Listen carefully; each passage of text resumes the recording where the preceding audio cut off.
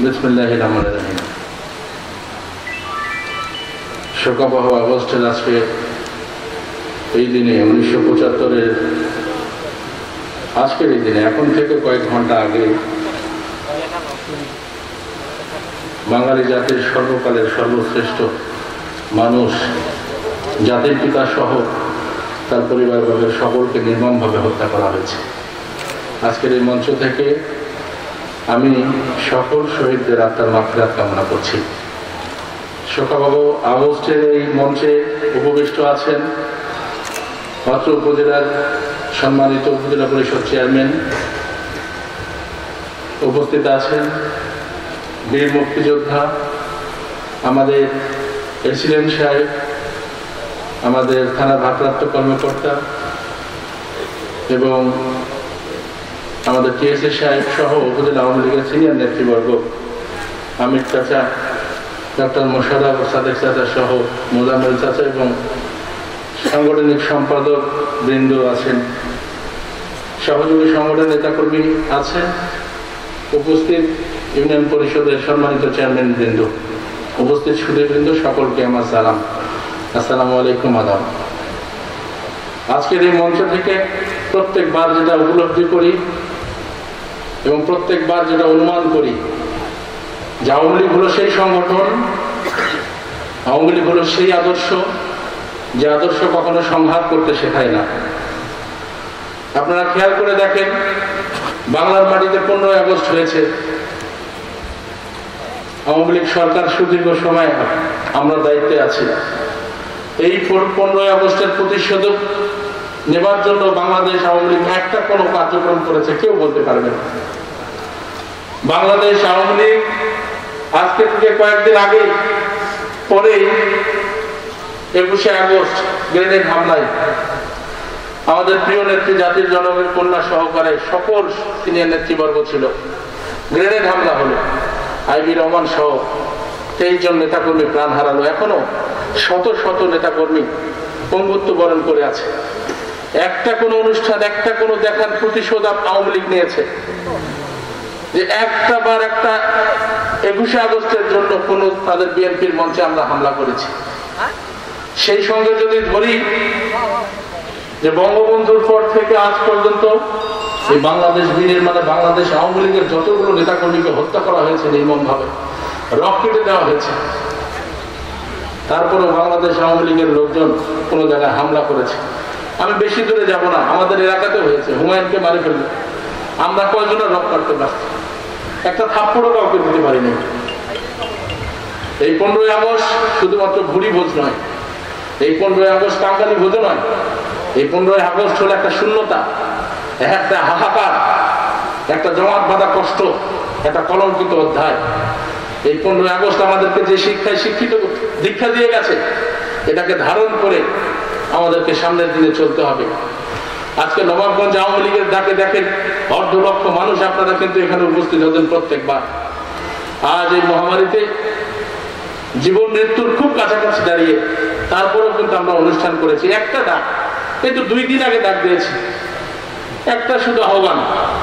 কতটুকু সুসংগঠিত হলে, কতটুকু আওয়ামী লীগকে ভালোবাসলে এই মহামারীতেও দেখেন বয়স্ক মানুষগুলো একটা মাস্ক আছে কি না আছে তারা এসে উপস্থিত হয়েছে। একজন বীর মুক্তিযোদ্ধা জীবনের মায়া ত্যাগ করে বঙ্গবন্ধুকে শ্রদ্ধা নিবেদনের জন্য এখানে এসে উপস্থিত হয়েছে। এখান থেকে এই প্রজন্মকে শিক্ষা নিতে হবে, এখান থেকে দীক্ষা নিতে হবে। বাড়ির বিছানার নিচে প্রবীণ মানুষ যারা আওয়ামী লীগ করতো আগে, এখনো গ্রামে খবর নিয়ে দেখো তোমরা, প্রত্যেকটা নির্বাচনী পোস্টার, আন্দোলনের ব্যানার, অনেক জায়গাতে প্রিজাইডিং পুলিং এজেন্ট ছিল, সেই ব্যানার, সেই কার্ডটা এখন পর্যন্ত কিন্তু পত্রিকার কাগজ সহকারে তাও করে রাখছে। তাদের খবর কিন্তু আমরা অনেকেই রাখি না। আজ 15ই আগস্ট হয়ে যাচ্ছে, যে মানুষগুলো আমাদের কাছে আসতে পারে নাই, যেই মুরব্বী গ্রামে থেকে আমাদের সঙ্গে যোগ দিতে পারে নাই, জীবনের অসংখ্য বছরের পর বছর তারা কিন্তু এই আওয়ামী লীগকে কাঁধে করে কিন্তু দাঁড় করিয়ে রাখছে, সেই মানুষগুলোর খবর কিন্তু আমরা রাখতে পারি নাই। আমি অনুরোধ করবো সহযোগী সংগঠন থেকে আওয়ামী লীগের যারা নেতৃত্ব দিচ্ছেন আপনারা এই মানুষগুলোর খবর রাখতে হবে। আজ তো আওয়ামী লীগ একটা মসৃণ পথে চলাফেরা করছে, জাতির জনকের কন্যা একাই সমস্ত কষ্ট একাই সমস্ত ষড়যন্ত্রকে হাতে নিয়ে তিনি কিন্তু জীবন বাজি রেখেছেন। আর আমরা কিন্তু সবাই সেই মসৃণ পথে কিন্তু ধাবিত হচ্ছি, সেই মসৃণ পথ দিয়ে কিন্তু আমরা হাঁটছি। আওয়ামী লীগ এত সস্তা ছিল না, এত সহজ ছিল না। যে কথাটা বলে গেলেন যে 7 কোটি বাঙালিকে একখানে, আমাদের প্রেসিডেন্ট সাহেব যেটা বলে গেলেন, এটা সত্যি একটা বিরল দৃষ্টান্ত। আজকের মতো এত সোশ্যাল নেটওয়ার্ক ছিল না, মোবাইল ছিল না, ওই রেডিওর মধ্যে ঘোষণা আসতো। সেই মানুষগুলোকে রাস্তা নাই, ঘাট নাই, পরনে পোশাক নাই, তারপরও বঙ্গবন্ধুর আহ্বানের যুদ্ধের জন্য তাদেরকে প্রস্তুত করা, এটা বিশ্বের ইতিহাসে একটা বিরল দৃষ্টান্ত। সেই আদর্শের দিকে তাকিয়ে আমাদেরকে চলতে হবে। আওয়ামী লীগ যারা করে এটার মধ্যেও ভাগ আছে। একটা দল আওয়ামী লীগ মনে প্রাণে করে, এটার সংখ্যা অনেক বেশি। তারা মূল্যায়ন পায় না, চেয়ার পায় না, মঞ্চ পায় না, কোনোদিন কোনো দাবি নিয়েও কথা দাঁড়াতে পারে না। আর যারা আওয়ামী লীগ ভোগ করে তাদের দাবাদাবিতে কিন্তু কোথাও থাকা যায় না। এটার সংখ্যা কিন্তু হাতে গোনা কিছু। এই হাতে গোনা কিছুর কাছে কিন্তু আওয়ামী লীগ কিন্তু প্রধান মানে কি মাথা নত করে থাকে। আওয়ামী লীগের যারা প্রবীণ মানুষ, আওয়ামী লীগের যারা মানে কি এখানে সৃষ্টি করে দিয়ে গেছে, এই যে বাংলাদেশে যারা সৃষ্টি করে দিয়ে গেছে, সেই মানুষের তালিকা যদি খোঁজ করা হয় তো দেখা যাবে তাদের কষ্টের সীমা নেই। তাদের সঙ্গে যে অন্যায় অত্যাচার হয়েছে আওয়ামী লীগের সময়, সেই কথা বলবার কোনো জায়গা নাই। আওয়ামী লীগ করে, আওয়ামী লীগের প্রবীণ নেতা তার জমি দখল করে নিচ্ছে অন্য মানুষ, তার পক্ষে দাঁড়াবার কোনো মানুষ নাই। আওয়ামী লীগের প্রবীণ একটা মানুষ বয়সের ভারে নিয়ে গেছে জমি জমা, এখন আর তা আগের মতো নাই। তার একটা শিক্ষিত ছেলে আছে, চাকরি দিবে, সেই চাকরির কথা বলার কোনো মানুষ নাই, দায়িত্ব নেবার মানুষ নাই। সকলেই শুধু চায় আমার ভাগনা, আমার ভাস্তা, যারাই দায়িত্ব পেয়েছি আমার কাছের লোক, আমার লোকটাই যেন চাকরি পায়, আমার লোকটা, আমার বন্ধু, আমার ভাই, অথবা আমি যাকে সাপোর্ট করেছি সেই যেন চাকরি পায়। এই জায়গাগুলো থেকে সরে আসতে হবে। আজকে আপনি যুবক, আজকে আপনি এমপি, আজকে মন্ত্রী, আজকে আপনি অনেক কিছু, কিন্তু কালের পরিবর্তনে, কালের বিবর্তনে আপনি কিছুই না। কিন্তু আপনার কর্মই কিন্তু হবে তখনকার আপনার পুঁজি। অনেক বড় বড় বাঘা বাঘা নেতা দেখেছি বাংলাদেশে আমরা, জীবনের শেষ সময় এসে তাদের এত অলঙ্কিত অধ্যায় রচিত হয়েছে, তাদের এত বাজে কথাবার্তা উচ্চারিত হয়েছে তাদের নামে, যে তাদের রাজনৈতিক অর্জনগুলো সেখানে মেলান হয়ে গেছে। আমি আজকের এই মঞ্চ থেকে শুধু এইটুকুই বলতে চাই, কি পেলাম কি হারালাম। আজকে আমাদের এই নবাবগঞ্জ নয়, দিনাজপুর 6 আসনে, এখানে আওয়ামী লীগ কেন্দ্রিক, রাজনৈতিক কেন্দ্রিক যে কোনো মহামারী আসুক, যে কোনো ধরনের ঘটনা ঘটুক, এখানে প্রতিরোধ করা, এখানে এক থাকা আমাদের সকলের দায়িত্ব। কে কোথায় মাথার উপর থেকে আমাদের কলকাঠি নাড়াবে, আমাদেরকে বিভক্ত করবে, আমাদেরকে নিয়ে রাজনীতি করবে, তারা কিন্তু আমাদের বিপদ পড়লে আস্তে আস্তে কিন্তু 3-4 ঘন্টা, আর এসে যদি তারা কোনো কথা বলে তারা কিন্তু ঘরে বসে শুধু সাজেশন দিবে, আপনার আমার জন্য কিন্তু এই রাজপথে কিন্তু দাঁড়াবে না। যে 4000 লোক এখানে জামাত শিবিরের ছোড়াবল্লম নিয়ে দাঁড়িয়েছিল, সেদিন আওয়ামী লীগের পরীক্ষিত সৈনিকেরাই কিন্তু ওই 200-150 মানুষ কিন্তু রাস্তাতে দাঁড়াইছিল। 2-1টা ইটের টুকরে, একটা চালাকড়ি ছাড়া সেদিন আওয়ামী লীগের হাতে কোনো অস্ত্র আমরা দেখতে পাই নাই। তো সেদিন কিন্তু আমাদের অনেক বড় বড় নেতা ছিল, অনেক বড় বড় আমাদের মাথার উপর নেতা ছিল। কাউকে একটা ফোন করতেও দেখি নাই আমি, যে ফোন করে একটা সান্ত্বনা দিলে কি পরিস্থিতি তোমাদের। আমরা শ্বাসরুদ্ধকর অবস্থায় কয়েকটা মানুষ প্রায় 7-8 ঘন্টা ধরে ওই রাস্তার মধ্যে দাঁড়িয়ে থাকলাম। আর তারা সেখানে অস্ত্র ঝঞ্ঝারানি, যদি পুলিশ সামনে না থাকতো, যদি বিজেপি আসার খবর না হতো, এবং আমাদের মনোবল যদি অটুট না থাকতো নবাবগঞ্জ উপজেলা আওয়ামী লীগ, তাহলে সেদিনে অনেকে কিন্তু এখানে শরীর সমাধি হয়ে যেত। তাই আমি ওই ইতিহাসগুলোকে মনে রেখে শুধু এইটুকু বলতে চাই যে আওয়ামী লীগ করার জন্য কোনো পদের দরকার নাই, আওয়ামী লীগ করার জন্য কোনো পজিশনের দরকার নাই। আওয়ামী লীগের একজন যোগ্য নেতা যদি হতে চান, রাস্তার পাশে দাঁড়িয়েও আপনি আওয়ামী লীগ করতে পারবেন। আওয়ামী লীগ শুধু মনে প্রাণে গ্রহণ করতে হবে, ধারণ করতে হবে।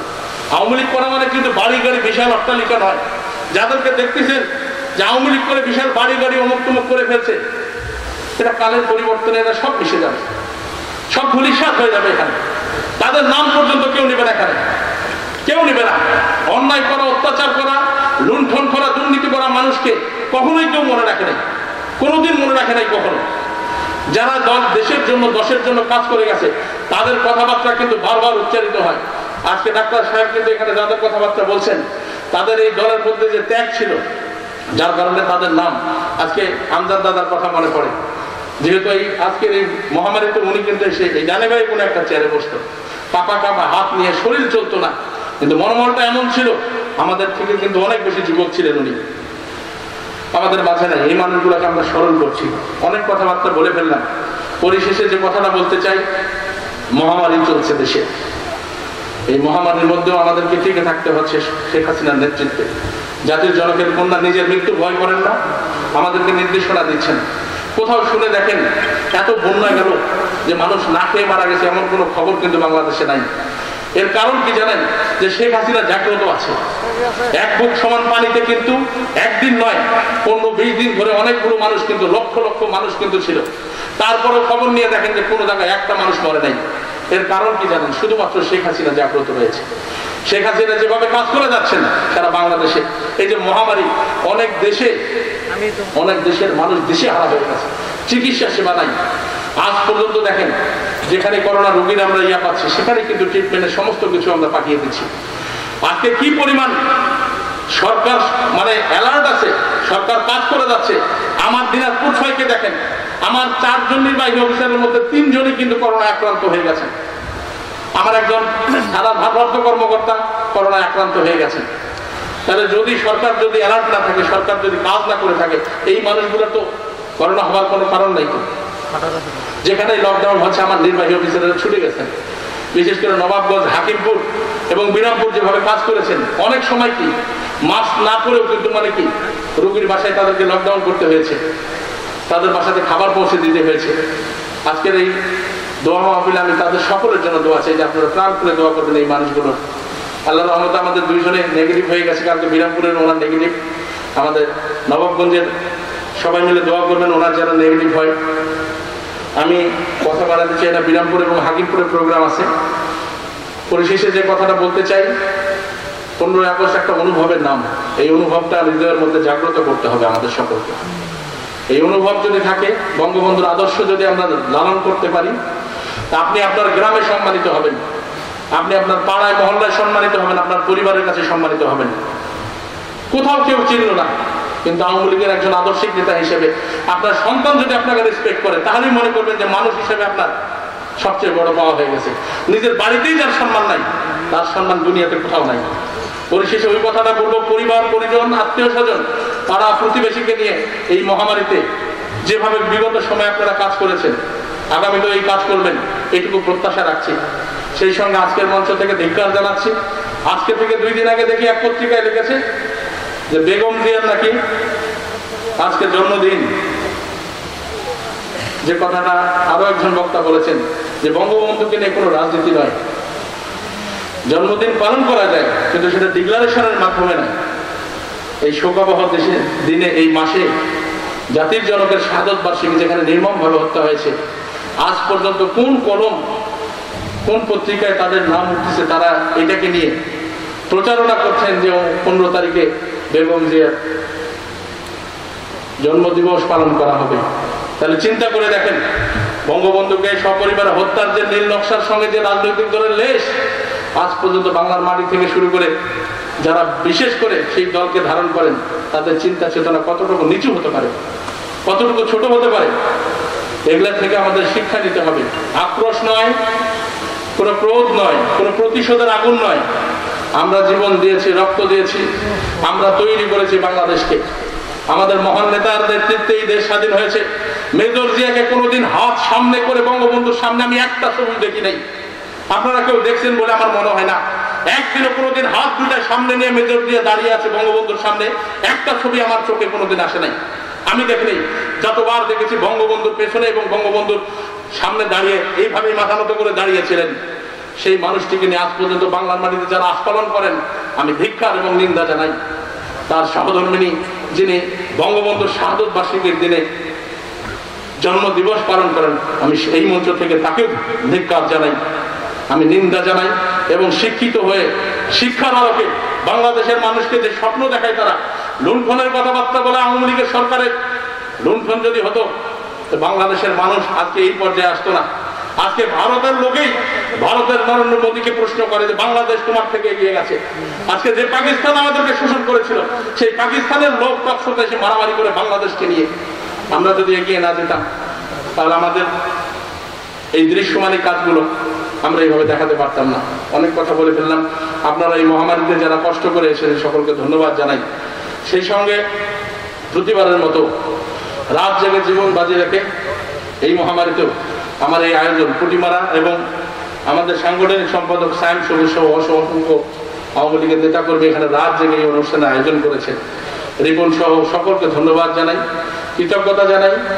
অনুভবে রেখে যেন এই কাজগুলো হয়, কোনো কিছু প্রাপ্তির জন্য যেন না হয়, কারোর সঙ্গে সম্পর্ক ভালো করার জন্য যেন না হয়। এই দিবসগুলো যেন যথাযথ মর্যাদায় নিজের অন্তর থেকে করা হয়, এইটুকু আহ্বান রেখে সকলের সুস্বাস্থ্য এবং দীর্ঘায়ু কামনা করে আমার কথা এখানে শেষ করছি। আসসালামু আলাইকুম। জয় বাংলা, জয় বঙ্গবন্ধু। ধন্যবাদ সবাইকে।